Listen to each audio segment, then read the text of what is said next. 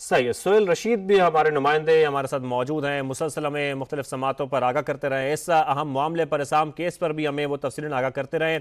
सोहेल, आज बताइएगा, ये अहम फैसला अब सामने तो आ गया है, लेकिन ज़रा इसके अहम नुकात बताइएगा। देखें, इसके अहम नुकात की अगर हम बात करें तो सबसे पहले तो ये कि पार्लियामेंट का ये हक तस्लीम कर लिया गया है कि वो सुप्रीम कोर्ट से मुतालिक कानून साजी कर सकती है। इसीलिए प्रैक्टिस एंड प्रोसीजर एक्ट को एक हद तक बरकरार रखा गया है, और वो हद ये है कि अब जो आर्टिकल 184(3) के तहत मफाद आमा के केसेस आते हैं या सो मोटो केसेस जो होते हैं, उनमें जो इख्तियार होगा बेंच की तश्कील का, वो सिर्फ चीफ जस्टिस के पास नहीं होगा, वो 3 रुकनी कमेटी के पास होगा। चीफ जस्टिस अपने साथ 2 जो सीनियर जजेस हैं उनसे मुशावरत करके जो है वो बेंच तश्कील दे सकेंगे। इस हद तक इस एक्ट को बरकरार रखा गया। लेकिन एक और इंतहाई अहम नुकता आज के फैसले से जो सामने आया है कि जो एक लंबी डिबेट चल रही थी कि इस एक्ट के जरिए शायद मियां मोहम्मद नवाज शरीफ जो साबिक वज़ीर आज़म है, उनका जो फैसला था पनामा का, उसके खिलाफ भी अपील आ जाएगी, अगरचे उसकी नजरसानी खारिज हो चुकी हुई थी। और जो माजी में 184(3) के तहत दरखास्तें दायर होती थी, उन पर जो अहम फैसले हुए हैं उनके खिलाफ भी अपीलें आ जाएंगी। वो चैप्टर आज क्लोज हो गया है, क्योंकि सुप्रीम कोर्ट ने करार दिया है कि माजी से अपीलों का इतलाक नहीं होगा। इसमें अगरचे जो चीफ जस्टिस काजी फाइज ईसा हैं और उनके हमायत में जो मौकफ रखने वाले जजेस हैं, फैसले में हमायत में मौकफ रखने वाले, वो अकलियत के तौर पर सामने आए हैं और अक्सरियत ने माजी से अपीलों का जो इतलाक है उसकी मुखालफत की है। लिहाजा ये अब फैसला बन गया है कि इस एक्ट की वो शिक जो माजी के फैसलों पर भी रेट्रोस्पेक्टिव इफेक्ट के तहत इतलाक करती थी, अपील का हक देती थी, वो कलअदम करार दी गई है। एक्ट असल सूरत में बरकरार नहीं रहा है। लिहाजा अब अपीलें जो हैं पनामा केस में अपील दायर नहीं हो सकेगी। प्रैक्टिस एंड प्रोसीजर एक्ट की बुनियाद पर सिर्फ जो बेंचों की तश्कील की हद तक का मामला है, उस हद तक जो है इस कानून को बरकरार रखा गया है। 3 मुख्तलिफ पॉइंट्स जो है वो डिसाइड किए हैं अदालत ने।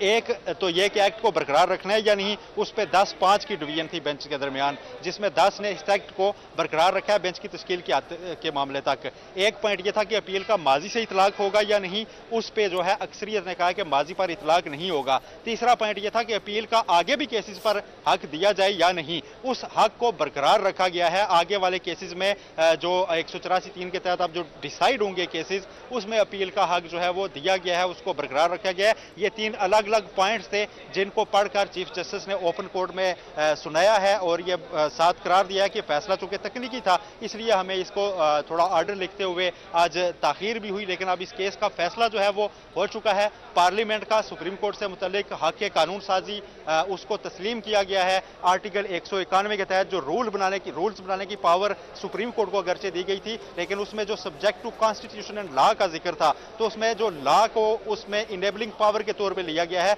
कि वो आगे भी कानून साजी का इख्तियार देती है। पार्लियामेंट सुप्रीम कोर्ट से मुतालिक चीज़ों को रेगुलेट करने के लिए कानून साजी कर सकती है। इस हक को तस्लीम किया है 10 जजेस ने फुल कोर्ट में से, और इस एक्ट को बरकरार रखा है बेंचों की तश्कील की हद के मामले तक। एक आर्टिकल 184(3) से मुतालिक ये खास तौर पर दरखास्त एक्ट आया था और उसको चैलेंज किया गया था, जिसमें सुप्रीम कोर्ट मफाद आमा के तहत खुद केसेस सुनती थी और उसके खिलाफ जो है वो कोई अपील भी नहीं होती थी। अब मुस्तकबिल के लिए जो है इस तरह के जब केसेस होंगे, उसके खिलाफ जो है एक अपील का हक मिल सकेगा। जिस तरह के पनामा केस का फैसला आया था, न्यायालय हुई थी, उसके बाद उसके खिलाफ सिर्फ रिव्यू आया था, यानी कि नजरसानी की दरखास्त। तो चीफ जस्टिस काजी फाइज ईसा ने इस पूरी समाअत के दौरान बारहा अपने रिमार्क से ये करार दिया कि जो नजरसानी का स्कोप है वो इतना ज्यादा वसी नहीं होता कि उसमें किसी फैसले को बदला जा सके। और आज बिलखुसूस उन्होंने जुल्फकार अली भुट्टो केस का हवाला भी दिया कि उसमें जो मेन केस सुना गया, जब अपील सुनी गई सुप्रीम कोर्ट में, तो उसमें तो एक अक्सरियती फैसला आया, कुछ जजेस ने इख्तलाफ किया, लेकिन जब उसके खिलाफ रिव्यू आया तो जिन्होंने उस फैसले से इख्तलाफ किया था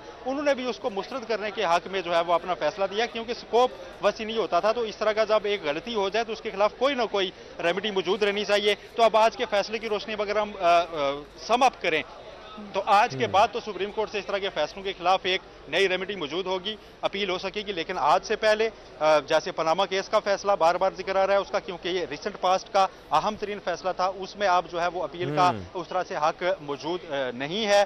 कोशिश करेंगे राजा खालिद साहब से भी बात कर सकें। अब से पहले तक जो हम कानूनी माहिरीन से बात कर रहे थे, अशतर औसाफ साहब हमारे साथ थे, हाफिज एहसान साहब हमारे साथ थे, और उन्होंने इस बात को ख़ास तौर पर मेंशन किया, इसके ऊपर जोर दिया कि एक तो लाइव टेलीकास्ट होना, जितना मुबाहिसा, जितने दलाइल थे, एक थोड़ी सा कहीं ना कहीं तल्ख जुमलों का भी तबादला था, वो सब कुछ सारे के सारे अवाम ने देखा है, नाजरीन ने देखा है, पूरे अवाम ने देखा है। राजा खालिद साहब हमें ज्वाइन कर चुके हैं। राजा खालिद साहब, इस अहम फैसले पर सबसे पहले आपका कमेंट चाहते हैं। मैं समझता हूं कि ये पाकिस्तान की तारीख का इंतहाई शानदार खूबसूरत फैसला है। पाकिस्तान की तारीख में इसे सुनहरे हरूफ में लिखा जाएगा। इसे बहुत अच्छी तरह से याद रखा जाएगा कि एक ऐसा चीफ जस्टिस जिसने आगाज ही किया था, बल्कि आगाज से पहले उनकी डिमांड थी कि ये सुओ मोटो नोटिस जो हम बेतहाशा ले रहे हैं, बेलगाम और बेदरेग ले रहे हैं, इसमें अपने पर्सनल ग्रीवेंसेस को मिटाने के लिए और अपने किसी मनपसंद फर्द को फायदा पहुंचाने के लिए इस तरह के नोटिस भी माजी में लिए गए। यहाँ पे जस्टिस हाकिम निसार ने अपने भाई का हॉस्पिटल बचाने के लिए जो लाहौर में यूरोलॉजी और लिवर ट्रांसप्लांट सेंटर था उसे बंद करवा दिया था, पूरी कौम को याद है। तो जो चीफ जस्टिस था वो अपनी जात में मुख्तार कुल था, ओमनीपोटेंट था, मुतलिकुल अनान था, इस एक्ट के जरिए उसके अख्तियारात को कर्टेल किया गया इस हद तक कि वो एक कमेटी कॉन्स्टिट्यूट होगी headed by the chief justice of Pakistan, comprising on two other senior जजेस। राजा खालिद साहब, आप हमारे साथ थे, इस बारे में बात कर रहे थे। इरफान कादिर साहब ने हमें ज्वाइन किया है। बहुत शुक्रिया इरफान कादिर साहब, आप हमें वक्त दे रहे हैं। एक तो ये कि बड़ा फैसला, इसके ऊपर आपकी राय जानना चाहेंगे। दूसरे ये कि चीफ जस्टिस साहब अपने इख्तियारात के ऊपर खुद बात करें, इसको आप एक रोशन मिसाल जानते हैं, आप इसके बारे में क्या कहेंगे? बिल्कुल, चीफ जस्टिस साहब ने बहुत अच्छी मिसाल कायम की है और इन्होंने हरगिज वो कोशिश नहीं की जिस तरह के वो जो माजी के जो चीफ जस्टिस इनसे पहले थे, जिस तरह वो कर रहे थे कि वो अपनी मर्जी के बेंचेस बनाए चले जा रहे थे, सुप्रीम कोर्ट को डिक्टेट कर रहे थे, जो कि मैं समझता हूँ बड़ी ज्यादती थी सारे अदालती निज़ाम के साथ। पाकिस्तान सुप्रीम कोर्ट का साख जो है वो बड़ी खराब हो रही थी।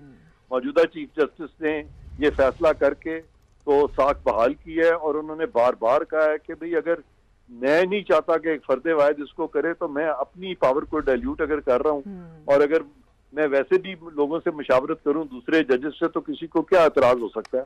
तो उन्होंने बिल्कुल सही फैसला आज दे दिया है और उन्होंने साबित कर दिया है इस फैसले से कि वो हरगिज उस किस्म की जुडिशल डिक्टेटरशिप अपनी मर्जी से नहीं सुप्रीम कोर्ट को चलाना चाह रहे, जैसे कि माजी के चीफ जस्टिस जो हैं वो अभी जो इमीडिएटली प्रोसीडिंग चीफ जस्टिस है वो या वो साकिब निसार या वो जवाद ख्वाजा, इन्होंने जिस तरह सुप्रीम कोर्ट को चलाने की कोशिश की थी, तो ये इन्होंने जस्टिस फायद ईसा ने एक अच्छी मिसाल कायम की है। बल्कि इन्होंने एक अच्छी मिसाल तब भी कायम कर दी थी जब इन्होंने फुल कोर्ट बना दिया और फिर सारी कौम को फुल कोर्ट की प्रोसीडिंग्स दिखाई और ट्रांसपेरेंसी जो है वो भी इन्होंने इंश्योर की। तो ये एक अच्छा शुरुआत है ये मौजूदा चीफ जस्टिस की, तो मैं समझता हूँ बड़ी खुशाइन बात है जो हुई है। और ये भी फरमाइएगा इस बारे में आपकी क्या राय है। एक तो ट्रांसपेरेंसी के ऊपर तो देखिए आपने बात की, ये भी हमें बताइए कि एक इदारा दूसरे इदारे की अहमियत को माने, उसकी तकरीम को, उसकी तौकीर को माने। आज उन्होंने कहा कि पार्लियामेंट की अपनी अहमियत है, वो हमारी दुश्मन नहीं। ये आने वाले दिनों में पाकिस्तान के लिए कितना अच्छा है? ये बहुत अच्छा है, क्योंकि पहले बहुत गलत हो रहा था कि ये अनइलेक्टेड जजेस जो हैं, बहुत सारे इम्प्रॉपरली सिलेक्टेड जजेस, ये पार्लियामान को अपना इन्होंने समझा था कि जैसे कि पार्लियामान जो है उसके ये कोई एंटेगनिस्टिक है या पार्लियामान के साथ इन्होंने एक रेस लगाई हुई थी इख्तियारात की, जबकि ऐसी बात नहीं थी। और ये सारा कानून बना के पार्लियामान ने सुप्रीम कोर्ट को मजबूत किया है और इसी चीज का एतराफ मौजूदा चीफ जस्टिस ने भी किया और दूसरे जजेस ने भी किया कि पार्लियामान के और अदालत के दरमियान कोई खलीज नहीं है, हम सारे इसी मुल्क का हिस्सा हैं और इसी मुल्क की तरक्की के लिए कोशा हैं। ये एक बड़ा अच्छा मैसेज जाएगा पार्लियामान सुप्रीम कोर्ट की तरफ से पार्लियामान को, और पार्लियामान ने तो पहले ही इनको इस कानून का तोहफा दिया है जो कि एक अच्छी चीज थी। तो मैं समझता हूँ कि इससे अदारों की हम आहंगी जो है, हार्मनी जो है वो बढ़ेगी। और आप जैसे आप फरमा भी रहे थे खुद कि ये लोगों ने देखा, पाकिस्तान के अवाम ने देखा, ये सारा टेलीकास्ट देखी, ये भी फरमाइएगा बहुत सारे मामलात हैं, बड़ी सटल्टी के साथ में चीफ जस्टिस साहब ने उसका जिक्र किया, बेंच का और फिर जजेस का आना और मामलात को एक रुख पर लेकर जाना। ये एक अच्छा मैसेज है पाकिस्तान भर के अवाम के लिए, ये देखने वालों के लिए इसमें सीखने को भी बहुत कुछ था, बात करने का अंदाज सीखने के लिए इसमें बहुत कुछ था। इरफान कादिर साहब, आपको ऐसा नहीं लगता? आप बिल्कुल ठीक कह रही हैं, बहुत अच्छा मैसेज गया है। चीफ जस्टिस साहब ने बड़े धीमे तरीके से अपने आप को कंडक्ट किया, वकीला की बात सुनी, बहुत सब्र का मुजाहरा किया। कुछ जजेस जो थे वो बहुत सीख पा थे, बहुत वो ये पैशनेट हुए थे, लेकिन चीफ जस्टिस साहब जो है उन्होंने किसी तरह की भी जो बात है उसका बुरा नहीं मनाया, और वो अपना बड़े धीमे तरीके से उन्होंने प्रोसीडिंग्स को चलाया और बड़े पीसफुली ये मामला जो है ये अपने मंतकी अंजाम को पहुंचा है।